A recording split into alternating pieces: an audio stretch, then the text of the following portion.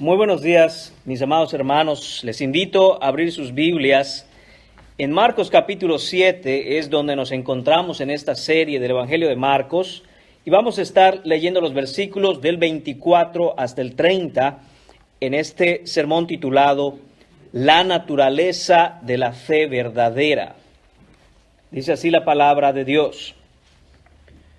Levantándose de allí, se fue a la región de Tiro y de Sidón, y entrando en una casa no quiso que nadie lo supiese, pero no pudo esconderse, porque una mujer cuya hija tenía un espíritu inmundo, luego que oyó de él, vino y se postró a sus pies.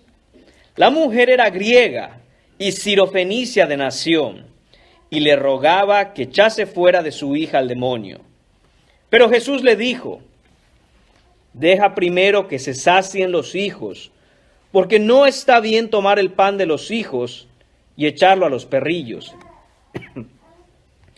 Respondió ella y le dijo: sí, Señor, pero aún los perrillos debajo de la mesa comen de las migajas de los hijos. Entonces le dijo: por esta palabra ve, el demonio ha salido de tu hija. Y cuando llegó ella a su casa, halló que el demonio había salido y la hija acostada en la cama. Oremos. Te agradecemos nuevamente, Señor, por este precioso domingo, Señor, que preparaste para nosotros.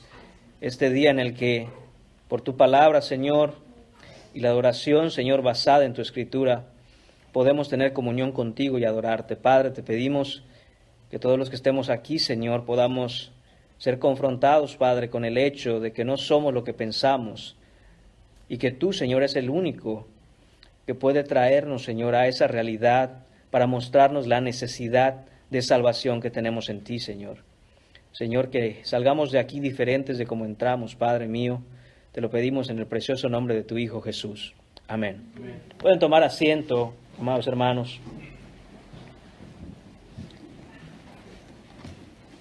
Tenemos, mis hermanos, en este pasaje de Marcos, una lección de fe verdadera. No es una fe genérica, no es una fe cualquiera, no es fe en la fe, no es creer por creer, es fe en Jesucristo. Esto lo hemos dicho ya muchas veces. El mensaje histórico, bíblico de la cristiandad no es simplemente tenga usted fe. Es tenga usted fe en Jesucristo, que es Dios encarnado. Eso hace toda la diferencia. Y este pasaje viene a ser, de alguna manera, mis hermanos, el polo opuesto.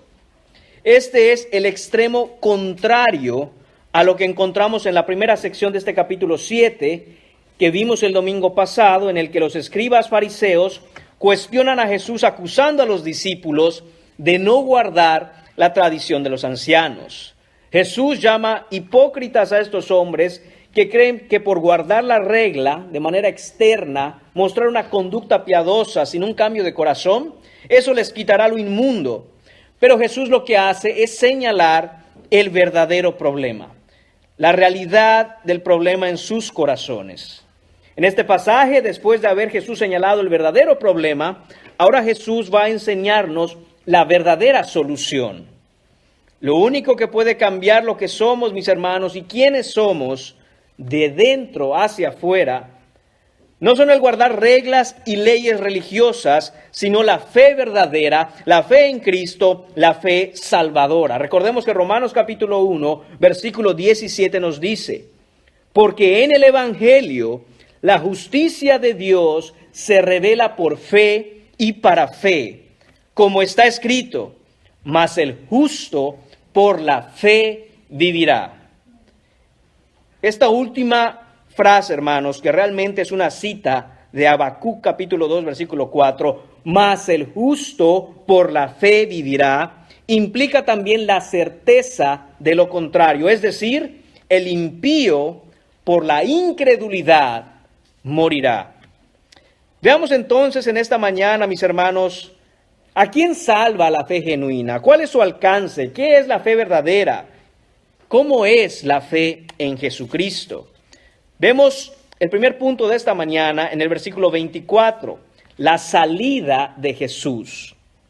Dice el versículo 24, levantándose de allí, esto es después de haber tenido la confrontación con los escribas y fariseos, dice, se fue a la región de Tiro y de Sidón, y entrando en una casa no quiso que nadie lo supiese, pero no pudo esconderse. Jesús busca descansar, mis amados hermanos, alejándose de la controversia con los legalistas religiosos de su tiempo.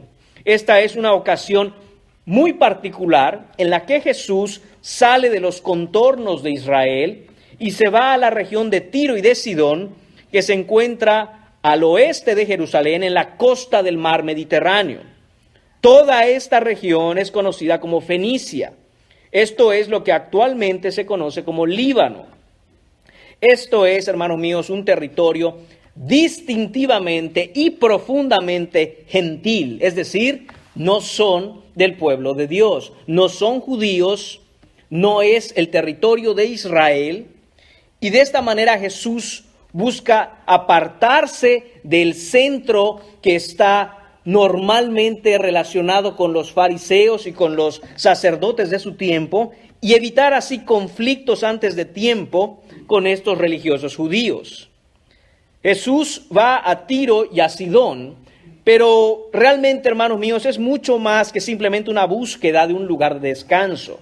Esto es en realidad el cumplimiento de una de muchas profecías, de todas las profecías que cumplió Jesús del Antiguo Testamento. En el Salmo 87, versículo 4, el Señor ya había hablado con respecto a esta ciudad. Y dice, yo me acordaré de Rahab y de Babilonia entre los que me conocen. He aquí Filistea y Tiro. ¿Cómo habrá sido el choque en la mente de los judíos cuando leían algo como esto, el Señor hablando en el Antiguo Testamento diciendo que iba a extenderse la bendición del Mesías incluso hasta la ciudad de Tiro, siendo Tiro una de las ciudades más paganas, más rebeldes? De hecho, Tiro fue quien introdujo la adoración en Jerusalén a los Baales. Y sin embargo, nadie podía cambiar el hecho de que la palabra de Dios dice que la bendición del Mesías se extendería hasta la ciudad de Tiro. Ya habíamos leído, mis hermanos, si recuerdan, en Marcos capítulo 3, los versículos 7 y 8, la gente venía en gran multitud de Galilea y de Judea, de Jerusalén, de Idumea, del otro lado del Jordán y de los alrededores de Tiro y de Sidón. Es decir, que habían personas, aún hasta la ciudad de Tiro y Sidón, que llegaban a Jerusalén para escuchar al Maestro. Sin embargo, ahora es Jesús quien entra en la ciudad de Tiro. Es Jesús quien se acerca a su territorio en el cumplimiento, como hemos dicho, de la profecía mesiánica del Antiguo Testamento. Lo que hace Jesús es entrar en una casa. El texto no nos dice de quién era la casa. Simplemente Marcos narra que entra en una casa. No quiere que nadie lo sepa. Lo que nos deja saber, por supuesto, las intenciones de Jesús. Necesita, humanamente hablando, descanso, necesita tiempo a solas, necesita recobrar sus fuerzas. Sin embargo, también leemos que en el final del versículo 24 nos dice que no pudo esconderse. Esto es a causa de la fama que ha corrido por toda la región acerca de Jesús de Nazaret, el predicador, el rabí, el que hace milagros, el que echa demonios. Ahora, ¿por qué específicamente no pudo Jesús esconderse? Esto nos lleva al punto número 2 en esta mañana, versículos 25 y 26. La súplica de una mujer pagana. Dice el versículo 25, porque una mujer cuya hija, la traducción más exacta de esta palabra es cuya hijita. Si usted tiene la traducción, la Biblia de las Américas, verá que dice hijita. Esto habla del cariño, del amor, de la compasión, de la conexión entre madre e hija, su hijita. La hijita de esta mujer tiene un espíritu inmundo. Y dice el texto, luego que oyó de él, esto es, inmediatamente, apenas escuchó de Jesús, apenas supo que Jesús estaba en la ciudad, que estaba en Tiro, dice, vino y se postró a sus pies. Pero claro que esta mujer había oído de Jesús. Todos estaban oyendo de Jesús en toda la región. Y es importante notar, mis hermanos, que dice el texto, luego que oyó de él. No puedes venir a Jesús sin antes haber oído de él. Nadie puede venir a Cristo sin antes haber oído de Cristo antes.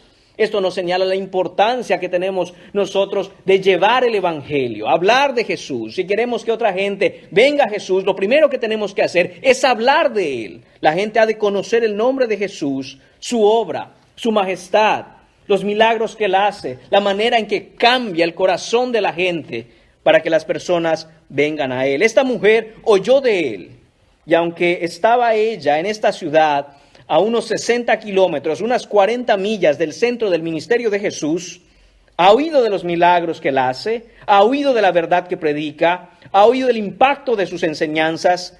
Todos están hablando de Jesús de Nazaret, y ahora está en Tiro. Está en la ciudad de esta mujer pagana. La noticia ha corrido como pólvora y ella se entera. Inmediatamente, apenas oyó de Él.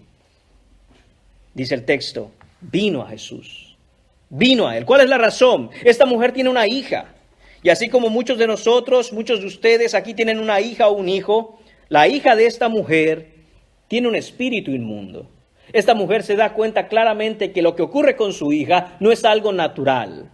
No es que la hija se le enfermó. No es que está teniendo unos días difíciles. No es que la adolescencia la tiene así. Claramente esta mujer identifica que su hija está bajo el dominio, bajo la influencia, bajo el impacto del dominio de este ser maligno, de este espíritu inmundo. La hija de esta mujer necesita ser liberada. Ella no puede liberarse a sí misma, ni la mujer puede hacer absolutamente nada con esto. Esta mujer llega a Jesús con su gran necesidad, su necesidad extraordinaria, fuera de lo natural. Ella se da cuenta que no hay nada que pueda hacer, la situación está completamente fuera de su control, y al oír que Jesús está cerca, que está en su ciudad, lo busca, lo encuentra, viene a Él y se postra a sus pies. Hermanos míos, ¿cuánto nos hace falta tener discernimiento para darnos cuenta que cuando nosotros seguimos la corriente de este mundo, que cuando nosotros seguimos las ideas, las filosofías, las psicologías de este mundo, estamos siendo arrastrados tras el príncipe de las tinieblas? Y debemos correr a Jesús, buscarle a Él, encontrarle y postrarnos delante de Él.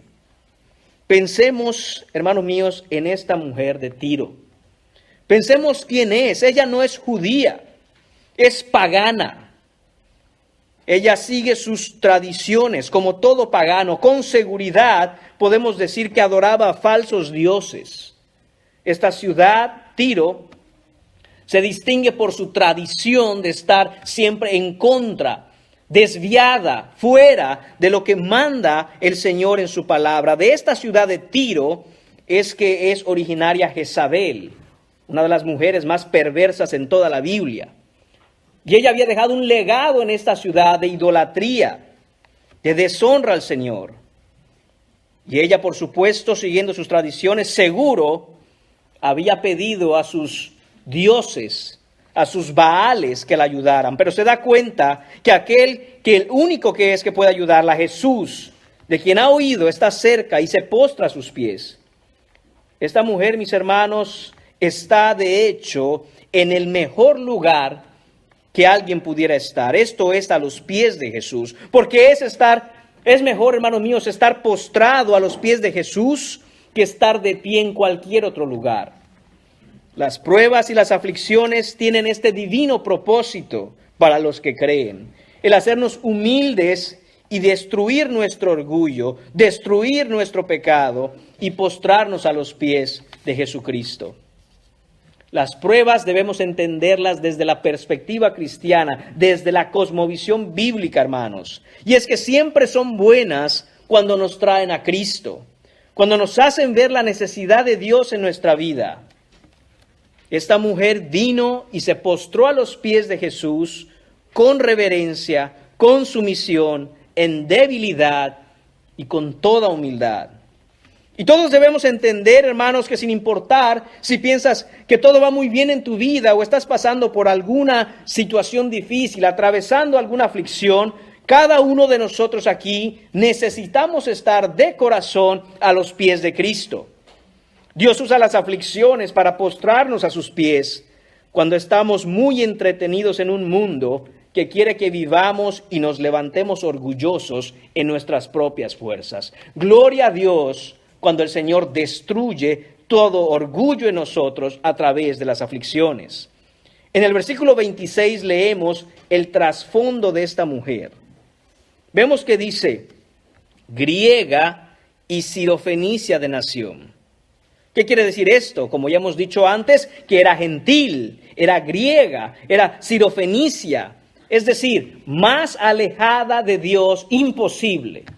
Es una mujer que vive en el área de Tiro y Sidón. Es pagana, sin enseñanza ni instrucción acerca del Dios del Antiguo Testamento. Era griega, es decir, de lengua griega. Su cultura era una cultura griega, con la influencia griega y toda la idolatría de sus múltiples dioses y supersticiones mitológicas. Culturalmente hablando, esta mujer vivía inmersa en pura idolatría. Era sirofenicia, descendiente de los antiguos cananeos, a quienes Dios ordenó destruir en Deuteronomio 7, versículos 1 y 2. Esta mujer, mis hermanos, está en total desconexión con Dios, con el pueblo de Dios, con el pacto de Dios. Y aún pudiéramos decir que está en contraposición a todo lo que Dios es y todo lo que Dios representa. No podría encontrarse una ciudad fuera de Jerusalén más apartada de Dios que esta. Y esto, mis hermanos, es el contraste entre los judíos religiosos, los levitas, los maestros de la ley, los sacerdotes, de los cuales escuchamos el domingo pasado en la primera parte del capítulo 7, y esta mujer. Por un lado, estos hombres religiosos creían que tenían de alguna manera un pacto especial con Dios por llevar al pie de la letra todo lo que ellos entendían que debían hacer. Pero ellos no estaban dispuestos ni por un segundo a arrodillarse postrados delante de Jesús, el Rey de Gloria. Y sin embargo vemos a esta mujer de una ciudad, una cultura, un pasado, un contexto completamente apartado de Dios, pero lista para estar postrada delante de Cristo en adoración. Este es el gran contraste, hermanos míos, que debemos mirar. Jesús nos habla en su palabra en este capítulo 7 y nos muestra, nos señala cómo la falsa idea de ser piadoso, religioso, simplemente de manera externa, sin un cambio de corazón, no sirve de absolutamente nada. Pero una mujer como esta, señalada quizá por una sociedad religiosa como lo peor que se podría encontrar espiritualmente, es sirofenicia, griega, pagana, está lista para correr a los pies del Mesías, reconociendo su necesidad de él. Esta mujer está clamando postrada a los pies de Jesús. Dice el texto, le rogaba que echara fuera de su hija al demonio. Esta palabra es muy importante, le rogaba. No dice que le rogó, sino que le rogaba, es decir, era una acción continua. No paraba de rogar, repetía sus ruegos sin cesar, sin cansarse, una y otra vez. Estaba esta mujer hablando a Jesús, pidiéndole misericordia. Esta es una mujer desesperada, y quizá no hay una persona más desesperada que una mujer con un instinto maternal, que ama a sus hijos. Y la hija de esta mujer está en una terrible situación y en gran necesidad. Mateo nos narra esta misma escena en el capítulo 15 y nos dice que la mujer clamaba, Señor, Hijo de David, ten misericordia de mí. Miren cómo esta mujer identificaba claramente a Jesús como aquel que había de venir, el Hijo de David. Le decía, Señor, reconociendo su supremacía, su autoridad, su poder. Y además ella dice, ten misericordia de mí. Ella entendía que no estaba en posición de exigir absolutamente nada. Lo único que podía apelar al Rey de Gloria es por misericordia. Esto que vemos aquí, hermanos míos, es el inicio de una gran fe. Esta mujer viene a la persona correcta, Jesucristo, porque es fe en Jesucristo. Viene también con una actitud correcta, es decir, pidiendo, clamando, rogando por misericordia. Viene con una necesidad correcta. Su hija tiene un conflicto espiritual y ella lo sabe. Y sabe que nadie más puede ayudarle sino solo Jesús. Viene además con la perseverancia correcta, no para de rogar. Estas, hermanos míos, son las muestras, las evidencias de una fe que está iniciando, una gran fe que puede darse, hermanos míos, cuando venimos a Jesús, claros quién es Él, quiénes somos nosotros, qué podemos pedirle y el tipo de ayuda que necesitamos, completamente de índole espiritual. Ahora, veamos la respuesta de Jesús, punto número 3, versículo 27, la respuesta de Jesús. Dice el versículo 27, pero Jesús le dijo, deja primero que se sacien los hijos, porque no está bien tomar el pan de los hijos y echarlo a los perrillos. ¿Pueden imaginarse esto, hermanos míos? ¿Pueden imaginarse esta dura respuesta? El problema cuando no leemos nuestra Biblia es que nos hacemos una falsa imagen de Jesucristo. Mucha gente diría que estas no son palabras de Jesucristo si no estuvieran escritas en la Biblia. Pero son las palabras de Jesús. Qué extraña respuesta. Mateo nos narra con un poco más de detalle. Voy a leerles Mateo capítulo 15. En el versículo 23 dice, pero Jesús no le respondió palabra. Eso quiere decir que antes de que Jesús diera esta respuesta, de hecho, Jesús ni siquiera le prestaba atención. Ni siquiera la miraba a ver. La ignoraba completamente. Mientras él estaba ahí, esta mujer estaba suplicando y clamando y Jesús ni siquiera le hace caso. Además, también nos dice que los discípulos, dice, acercándose sus discípulos, le rogaron, esto es, le rogaron a Jesús, diciendo, despídela, pues da voces tras nosotros. Los discípulos ya estaban cansados de escuchar los gritos de esta mujer, los gritos de lamento y de súplica, al grado que le dicen, Jesús, ¿tú no estás escuchando todo esto? Ya atiéndela, que se vaya, despídela, haz algo, porque está gritando tanto tras nosotros. Y además, hermanos míos, la respuesta que nos dice Mateo en su capítulo 15 nos ayuda a entender lo que leemos en nuestro texto de hoy en Marcos. Él respondió y dijo, no soy enviado sino a las ovejas perdidas de la casa de Israel. Qué duras palabras para esta mujer que sabe que es pagana, sabe que es griega, sabe que es sirofenicia, sabe que es de Tiro, sabe lo lejos que está esta nación de Dios y del Dios de la Biblia. Y Jesús le confirma, no he venido para ustedes, he venido primariamente a las ovejas perdidas de la casa de Israel. Israel, Jerusalén, el pueblo de Dios, el pueblo del pacto, no tú, mujer, no tú. Qué duro habrá sido esto de escuchar, mis hermanos míos. Ante esta respuesta, Mateo registra que la mujer pega un grito y dice, Señor, socórreme. Después de escuchar estas duras palabras, esa mujer solo dice, Señor, socórreme, ayúdame, por favor. Ella no está en este momento para escuchar si ella es de esta nación o aquella. Esta mujer no quiere saber si es del pueblo de Dios o no, si es de Israel o no, si es Tiro o es Sidón o no. Lo único que quiere es que el Señor la ayude, la socorra y pega este grito de lamento. Esta mujer está desesperada por recibir gracia, por recibir misericordia. Esta mujer no tiene en mente parar de clamar. No importa lo que hubiera escuchado de Jesús, ella iba a seguir clamando.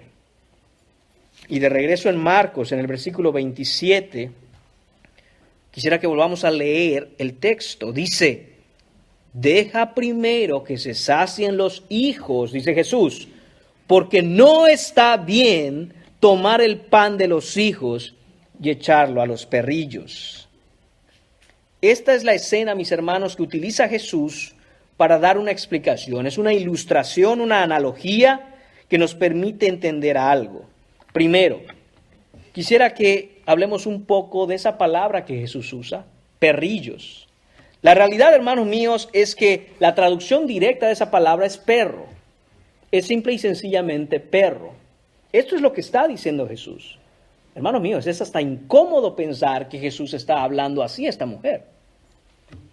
Pero en el griego, hermanos míos, hay dos palabras para la palabra perro. El griego es un idioma muy particular, muy exacto.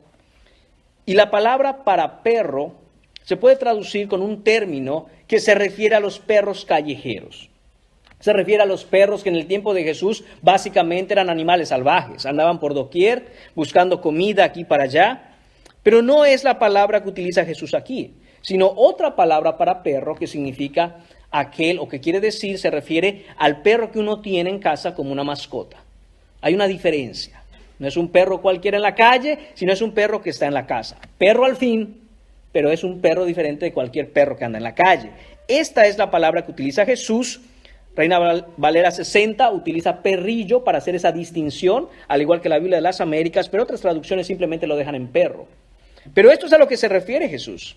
Él quiere que tengamos la idea de un hogar, una casa, donde está el padre de familia, la madre, los hijos, y tienen una mascota. Y dice Jesús, nadie quitaría la comida de sus hijos para dárselas al perro. Imagínense que están, hermanos míos, en casa, listos para comer, están en la mesa, dan gracias al Señor por los alimentos, oran, e inmediatamente los niños van a comer el plato y uno dice, no, espérate, que esto es para el perro. Y se lo da al perro. Esto, hermanos míos, es impensable. Este es el ejemplo, esta es la ilustración que da Jesús para que esta mujer entienda que eso no está bien. A menos que estés mal de la cabeza, no le das la comida de seres humanos al perro, mucho menos en una casa, le das primero la comida de los hijos a tu mascota. A los perros se les da después de comer lo que quede, la sobra, los restos. Eso es para el perro. Lo que cae de la mesa, lo que ellos están comiendo y de pronto cae algo, va el perrito allá abajo y se lo come. Lo que Jesús está diciendo, hermanos míos, es en dos sentidos. El primero es con respecto a su ministerio. Esto quiere decir, hermanos míos, que Jesús tenía muy claro que el Evangelio, de acuerdo a lo que en los propósitos eternos de Dios había dictaminado, primeramente será dado a la nación de Israel y después alcanzaría a los gentiles, a los que no pertenecen, a Israel. Esta es la manera en que Dios dispuso el ministerio terrenal del Mesías, nuestro Señor Jesucristo. Mateo capítulo 10, versículos 5 y 6, nos aclara esto. Dice, a estos 12, a sus discípulos, envió Jesús y les dio instrucciones. Estas son instrucciones precisas diciendo, por camino de gentiles no vayáis, y en ciudades samaritanos no entréis, sino id antes. Este es Jesús diciendo, primero van a ir. Antes de ir a esas ciudades, llegaremos ahí, pero antes de ir a esas ciudades, dice, id a las ovejas perdidas de la casa de Israel. Además, en Hechos capítulo 1 vemos la gran comisión que es vuelta a ser recordada por Jesús. En el versículo 8 dice, Jesús, pero recibiréis poder cuando haya venido sobre vosotros el Espíritu Santo, y me seréis testigos en Jerusalén, primero los judíos, y después de Jerusalén, ¿qué, Señor Jesús? Después toda Judea, en Samaria y hasta lo último de la tierra. El Señor Dios determinó por su absoluta y plena voluntad elegir una nación y eligió a Israel. Es como dejar caer una piedra en el océano. Y el lugar donde cayó principalmente fue Israel. Pero esta piedra al caer deja una onda, una ola de círculos concéntricos que poco a poco irán expandiéndose por todas partes. Y esto es lo que Jesús está diciendo. Además, Romanos capítulo 1 versículo 16, también nos deja muy claro esto. Dice Pablo, porque no me avergüenzo del evangelio, porque es poder de Dios para salvación a todo aquel que cree. Atención, al judío primeramente y después al griego. Esto no habla de una diferencia en importancia, sino en una diferencia de orden. Primero Israel, después las naciones gentiles. Por otro lado, mis hermanos, Jesús también está haciendo esto y está diciendo lo que dice en un nivel práctico. No solo con respecto a su ministerio y el entendimiento de que primero tendrían que ser los judíos, el pueblo de Dios, quien recibiría el evangelio, sino también que hace algo en términos prácticos. Lo que Jesús está haciendo es probar la fe de esta mujer. En realidad esto es estimular su fe. Jesús ha identificado ciertos rasgos en la fe de esta mujer, que bien podría ser la mujer más apartada de Dios, pero ha venido a Jesús y Jesús identifica claramente que hay fe en esta mujer y quiere estimular su fe. Esto es, mis hermanos, como cuando uno mira la brasa de un pedazo pequeño de carbón, que a veces ni se sabe si está encendido, pero uno la sopla y de pronto el carboncito se empieza a encender más, la llama cobra fuerza, el fuego aparece y se aviva la candela. Esto es lo que está haciendo Jesús. La fe de esta mujer necesita ser avivada, está teniendo un buen inicio y ahora está siendo fortalecida. Jesús no está apagando su fe, no está apagando la fe de esta mujer como quien sopla una vela de cumpleaños para apagarla, sino por el contrario, la está encendiendo como quien sopla un carbón que apenas está echando humo. Esto es lo que está haciendo Jesús. Isaías capítulo 42, versículo 3 nos dice, hablando del Mesías, no quebrará la caña cascada, ni apagará el pábilo que humeare, por medio de la verdad traerá justicia. Esto es lo que está haciendo Jesús aquí. Está alentando, está abanicando, está soplando contra la fe de la mujer, pero no para apagar la fe de la mujer, sino para, de hecho, encender la fe de la mujer. Jesús a propósito le dice, no mujer, no ahora, esto no es para ti, hoy no es el día, no ha llegado el tiempo en que los gentiles vayan a recibir aún el evangelio, esto no es para ti. Pero de esta forma Jesús está fortaleciendo en ella la perseverancia, la tenacidad, la fortaleza en fe. Mientras más fuertes sean los vientos contrarios, mis hermanos, más alto se eleva el papalote, ¿no es cierto? Esto es lo que está haciendo Jesús. Mientras más fuerte sea la oposición a la fe genuina, más alto es el alcance del corazón arraigado en Cristo al trono de la gracia. Jesús quiere ver la fe de esta mujer encenderse en fuego. Los problemas, mis hermanos, y las aflicciones nunca han apagado la fe en Cristo, sino todo lo contrario. La han encendido y la han fortalecido. Esta es la característica de la fe genuina. La fe que desaparece ante las aflicciones nunca fue fe en Cristo Jesús. El problema, mis hermanos, de la cristiandad occidental moderna, es decir, nosotros, no es que suframos mucho pasando necesidades, sino justo al revés, es que sufrimos muy poco por causa del evangelio.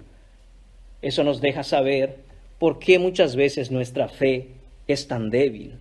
Probablemente, y oremos al Señor que todos aquí tengamos una fe genuina y real en Jesucristo. Pero ¿por qué no crece? ¿Por qué no es más fuerte? ¿Por qué no es más viva? ¿Por qué no es más firme? Hermanos, porque no nos gusta sufrir y tratamos de evitar a toda costa la menor incomodidad por causa de la fe. Decimos, no, Señor, no me hagas pasar por eso. En vez de decir, Señor, fortaléceme en ello, te lo ruego, te lo suplico, ten misericordia de mí y dame una fe fuerte. Hermanos míos, lo he dicho muchas veces antes y lo repito, la fe que fracasa antes del final fue una fe falsa desde el principio. Tener fe en Cristo Jesús no es simplemente ser positivo, no es simplemente piensa en algo bueno que eso ocurrirá. No, mis hermanos, la fe en Jesucristo atraviesa dificultades, conflictos, aflicciones y problemas para ser refinada como el oro y sale de ahí más fuerte. Esta es la respuesta de Jesús. Esta es la dura respuesta de Jesús que busca, mis hermanos, fortalecer la fe de la mujer.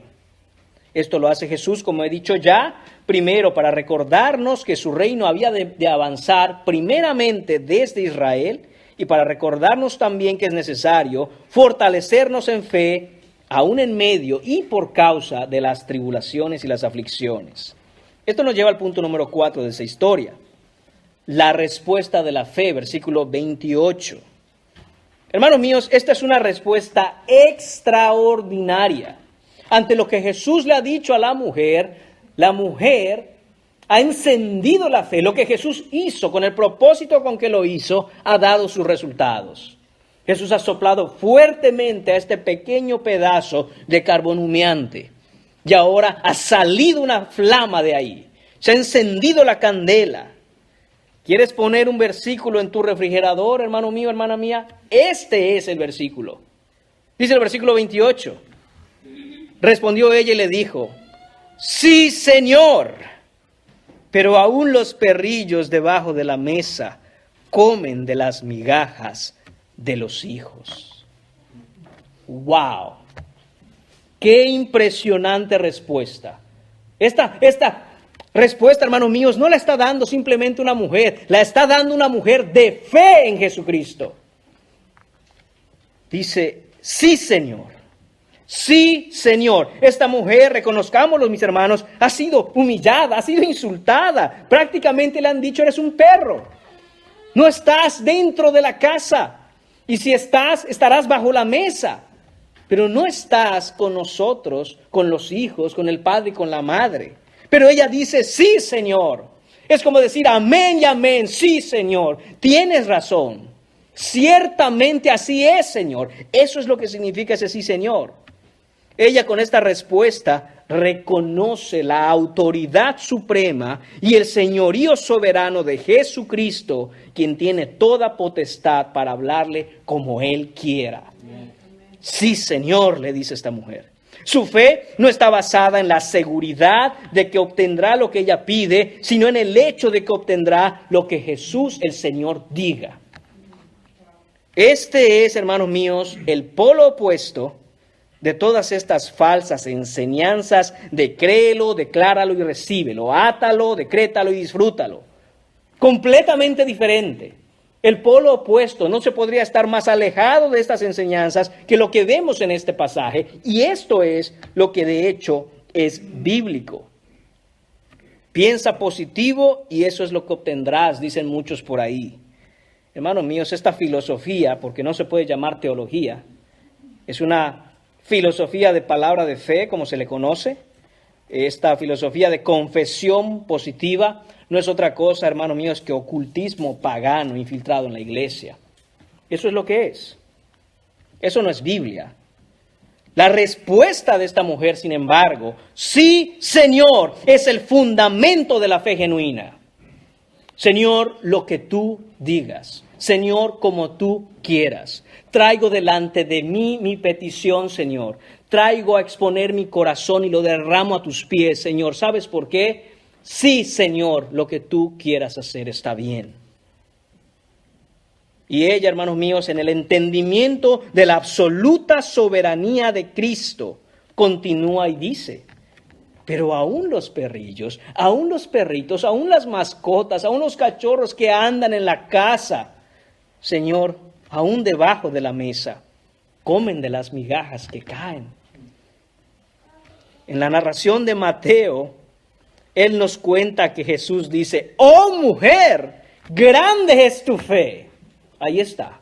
Esa fe que trajo a esta mujer al escuchar que Cristo está en Tiro, lo hizo a esta mujer buscarlo, encontrarlo, y está ahí.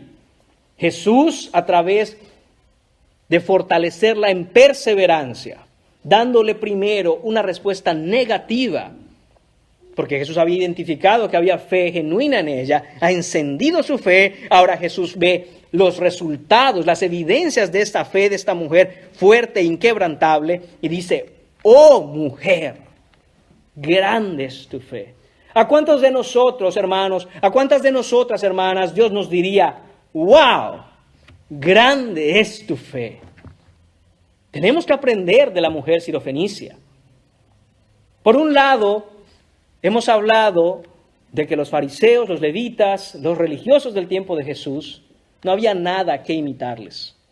Debemos apartarnos de ser como ellos, luchar contra el legalista que llevamos en el corazón, dejarlo atrás y venir a Jesús verdaderamente con un corazón para Él. Hermanos míos, pero ¿cuánto tenemos que aprender de esta mujer griega, pagana, sirofenicia, de Tiro, que está lista para venir a Jesús?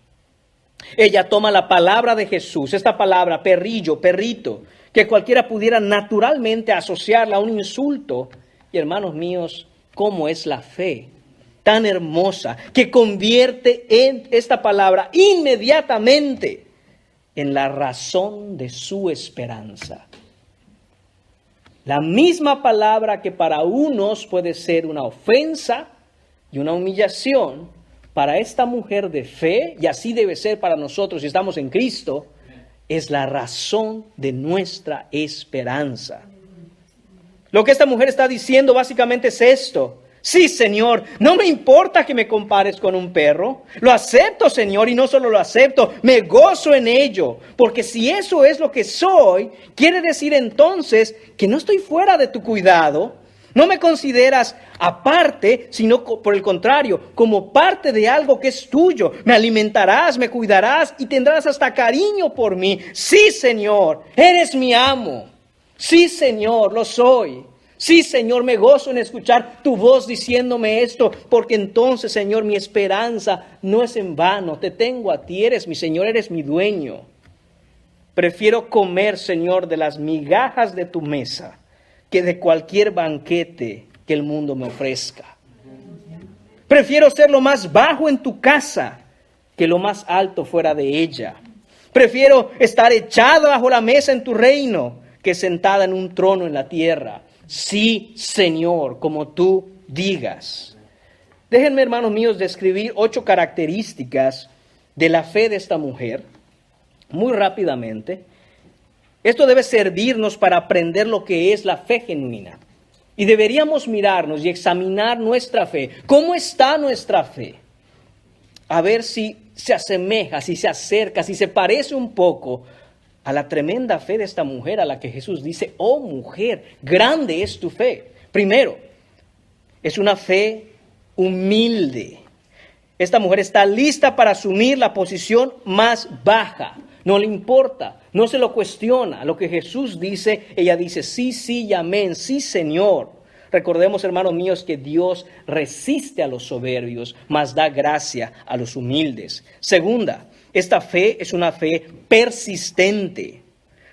Básicamente, hermanos míos, a esta mujer le cierran la puerta en la cara, pero ella sigue clamando aún por debajo de la rendija que queda. Sigue golpeando la puerta y no se cansa. Tercera, esta es una fe optimista.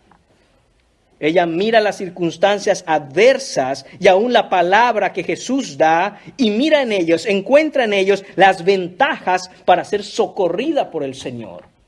Hermanos míos, es triste encontrar un cristiano pesimista. El cristiano lleno de fe siempre mira en las circunstancias más adversas su esperanza en ver obrar a Jesús, el Rey de Gloria, en su favor. Cuarta, esta es una fe obediente, obediente al Señor, es mansa, es dócil, está bajo la autoridad de Jesús. Ella llega no demandando, no exigiendo, no diciendo, llega suplicando. Quinta, esta es una fe esperanzada en el Señor.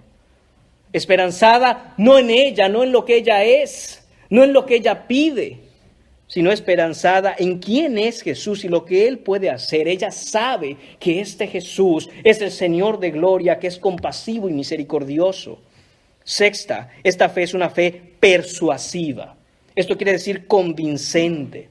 Es decir, que ella va donde Jesús y no está simplemente repitiendo un rezo mecánico, no está simplemente repitiendo algo que alguien le enseñó, sino que toma la misma palabra de Jesús y empieza a platicar con él, a decirle, a persuadirlo: Señor, sí, tú has dicho esto y también has dicho aquello. ¿Quieres saber cómo orar? Toma la palabra del Señor y platica con él. Señor, tú en tu palabra has dicho esto y esto y esto. Señor, socórreme. Además, séptima, esta es una fe abnegada. No podemos pasar por alto ni olvidar que esta mujer ni siquiera está pidiendo esto para ella. Recordemos que esto lo está pidiendo para su hijita, para su hija. Esta mujer es una madre abnegada que está dispuesta a ponerse en la brecha por sus hijos. Miren nada más, hermanos míos, un breve paréntesis en esta séptima característica de la fe de esta mujer. Se dan cuenta cómo, si recordamos en pasajes anteriores, cuando Jairo fue donde Jesús a suplicar por su hija, este es un hombre que conoce la ley, es un hombre principal de la sinagoga, y por muy apartado que estuviera él, de alguna manera siguiendo solo reglas y normas religiosas, él tenía claro por la enseñanza que se les daba a los judíos que ellos tenían que ser la cabeza del hogar, el padre de familia que esté llevando a su familia a Jesús. ¿Se dan cuenta ahora que aquí no aparece el padre?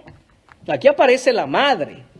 Y la madre está ahí, porque esta es una nación pagana, porque esta es una nación alejada del pacto con Dios, no tiene ningún tipo de conocimiento acerca de lo que debe ser y el orden que Dios ha establecido. Y ahí está la madre, ahí está la mujer intercediendo por su hija. ¿Saben qué nos enseña esto, hermanos? Que si tú en tu casa, tú no eres el sostén de tu familia en fe, si tu mujer es quien lleva la vida espiritual de la casa, tu casa está igual que estar en Tiro o en Sidón. No está en el pacto con Dios. No has aprendido. Has crecido fuera de las enseñanzas que la Biblia manda, en donde tú debes ser la cabeza del hogar, el hombre que se sacrifica y intercede por su familia. Esta mujer está, ella, clamando por su hija. Y hace bien, porque si no está el hombre, alguien tiene que interceder por los hijos.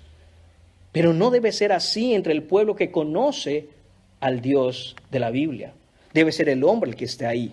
Cierro el paréntesis. Octava, esta fe es una fe cristocéntrica. Es una fe que ve y va a Jesús, no a los discípulos, no a la mamá de Jesús, no a los hermanos de Jesús, no a un conocido cerca de Jesús, a Jesús directamente. Sí, los discípulos podían ayudarla quizá, podían alentarla quizá.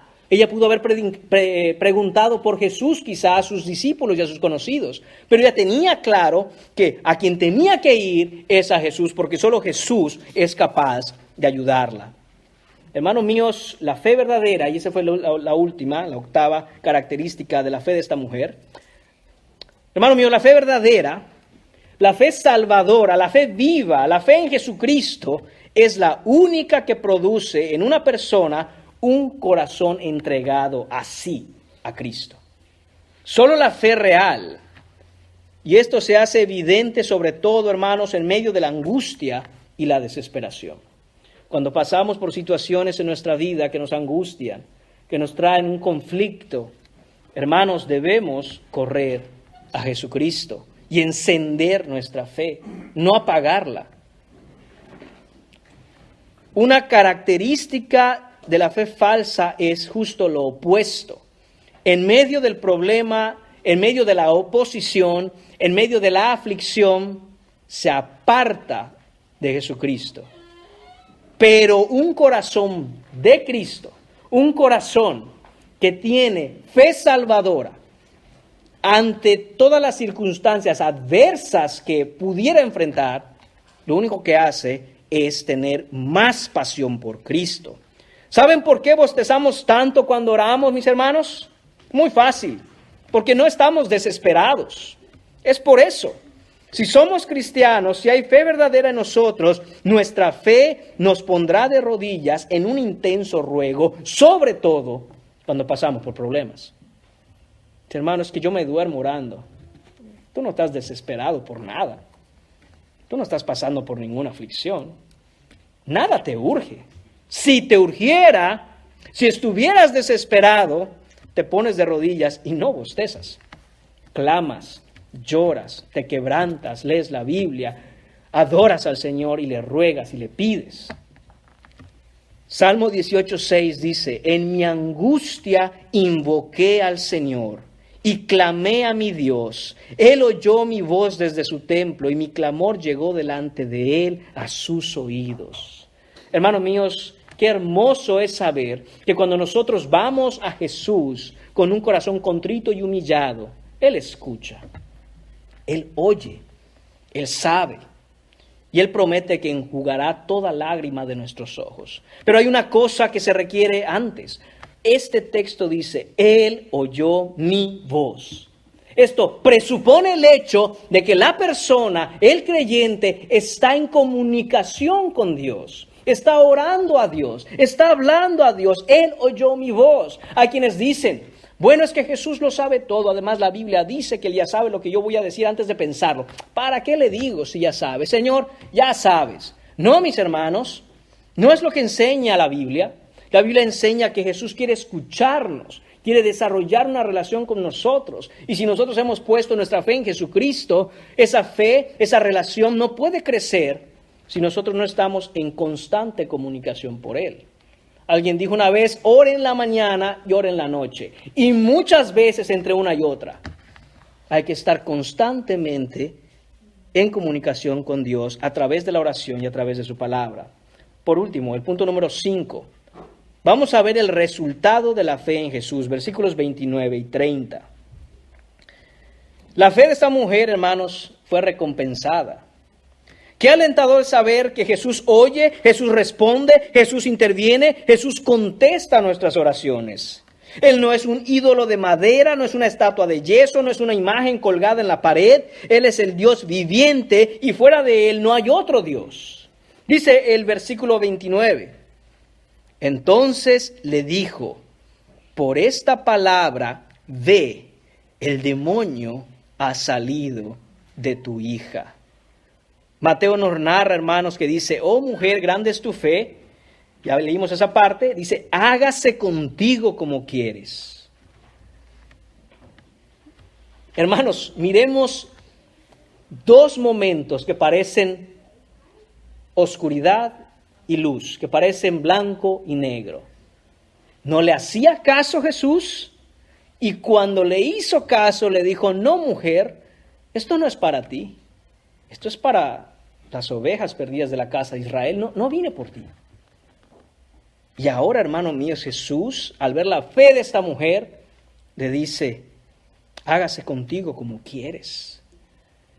Sí, mujer. Eso es fe. Sí, mujer. No ha llegado el tiempo en que el evangelio va a alcanzar a los gentiles de todo el mundo. Pero wow, definitivamente tienes el anticipo. Definitivamente debemos hacer contigo como tú quieres. Recordemos, hermanos, que solo Jesús tiene autoridad sobre los demonios, porque la palabra de Dios dice que el Señor le dijo, el demonio ha salido de tu hija, y cuando llegó, versículo 30, llegó ella a su casa, halló que el demonio había salido. Solo Jesús tiene este tipo de autoridad sobre los principados y los potestades en las regiones celestes, mis hermanos. Este es el único milagro narrado por Marcos que Jesús hace a la distancia. Jesús ni siquiera estaba presente donde estaba la niña. Vemos aquí la deidad de Jesús. Vemos aquí su omnisciencia, todos los atributos que el Señor Dios tiene, los tiene Jesucristo, porque Él es coeterno, coigual. Él es la segunda persona de la divinidad. Él es Dios encarnado. Él sabe quién es la niña, dónde está la niña, cómo está la niña, qué demonio la atormenta. Y basta con hacer uso de su voluntad y decir, el demonio ha salido de tu hija. Y el demonio sale inmediatamente, al instante. En esa misma hora nos narra Mateo. El demonio la dejó. El demonio la dejó. La mujer no para con su fe ahí, mis hermanos. La mujer continúa ejerciendo su fe. ¿Por qué? Porque dice el texto, versículo 30, que cuando llegó a su casa, esto quiere decir que después de que escuchó a Jesús decir, ve a tu casa, el demonio ha abandonado a tu hija, lo ha dejado, ella se fue a su casa. Hermanos, es necesario que nuestra fe nos lleve a creer todo lo que Jesús diga. Imagínese en esta circunstancia y esa situación y escuchar a Jesús decir, está bien, sea como tú quieres, ya vete. Hermanos, tendríamos la fe para decir, ok, esta es mi oportunidad, aquí está Jesús, me escuchó, ahora me está diciendo, ya vete, que ya el demonio se ha ido. Hermanos, esto también requirió fe de esta mujer para creer cada palabra que Jesús dijo. Y ahora él ha dicho, vete a tu casa, el demonio ha dejado a tu hija, ve con tu hija. Ella llega a su casa y encuentra a su hija acostada apaciblemente en la cama, sin ningún demonio. Hermanos míos, el milagro aquí narrado nos exhorta a ser hombres y mujeres de fe. Recuerde, no simplemente de ser optimistas, no simplemente de decir en nuestro interior, sí, yo tengo fe, sé que de alguna u otra manera se van a solucionar las cosas. Hermanos míos, la fe en Jesucristo es mucho más que eso. La fe en Jesús, como nos muestra esta escena de la mujer sirofenicia, es una fe que se enciende en medio de toda oposición, que se acrecenta en medio de las dificultades, que es más fuerte mientras más adversidad encuentre.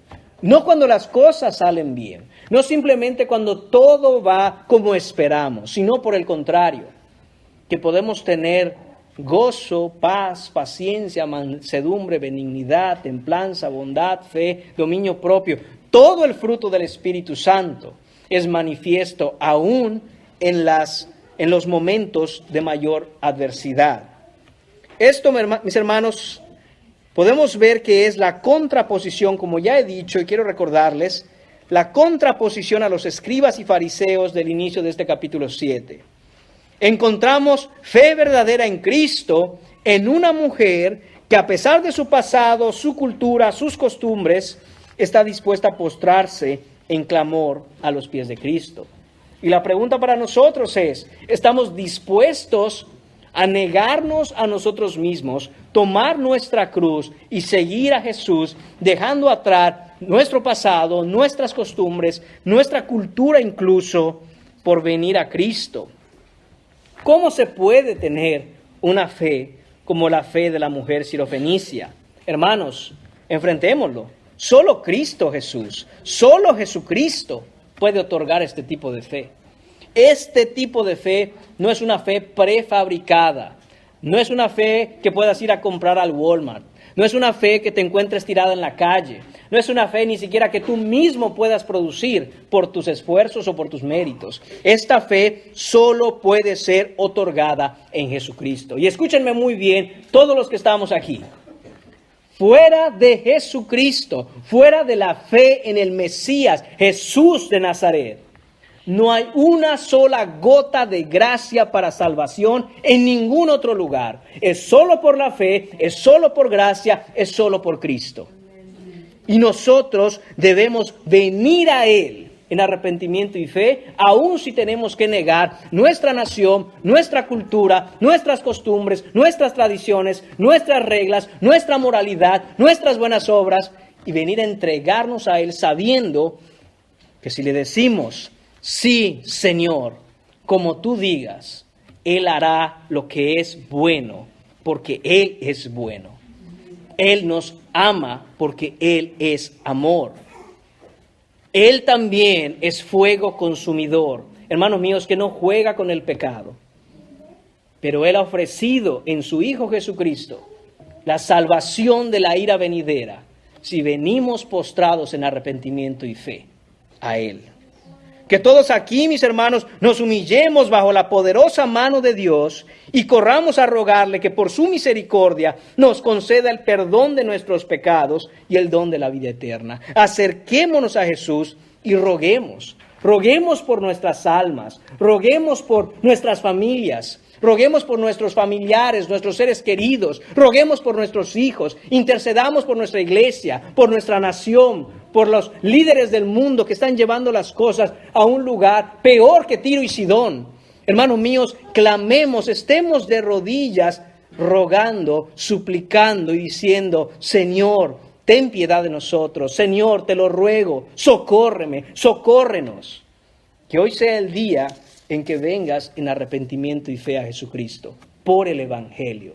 Y este es el Evangelio, amados hermanos, que Jesucristo encarnó, se hizo hombre y vivió la vida perfecta y al tiempo señalado, de acuerdo a la Escritura. Fue crucificado por nuestros pecados, padeció, fue sepultado, murió. Y los líderes religiosos pensaron que habían acabado con él y que ya no tenían que enfrentarlo más. Pero Dios lo levantó de entre los muertos, ha resucitado, está vivo, ascendió a los cielos, está en su trono de gloria y volverá para llevarse a los suyos. Hermanos míos, crea en Jesucristo. Amigo mío, amiga mía, cree en Jesucristo. Que hoy sea el día en que escapes de la ira venidera. No acabes en el infierno. Ven a Cristo. Oremos. Señor mío, te damos las gracias por tu palabra, Señor, y porque vemos en tu Escritura, Señor, que aun cuando dices no, aun cuando tus no son duros, Señor, son lo mejor para nosotros. Ayúdanos, Señor mío, a que nuestra fe esté bien fundamentada en quien tú eres y no en nuestras experiencias o nuestras emociones o nuestros deseos o lo que pensamos que somos, Señor, sino en quien tú eres, que tú eres el Señor. Y que sea la piedra angular de nuestra fe estas palabras que vemos decir a la mujer sirofenicia: sí, Señor, como tú quieras. Te lo pedimos en el nombre de Jesús. Amén.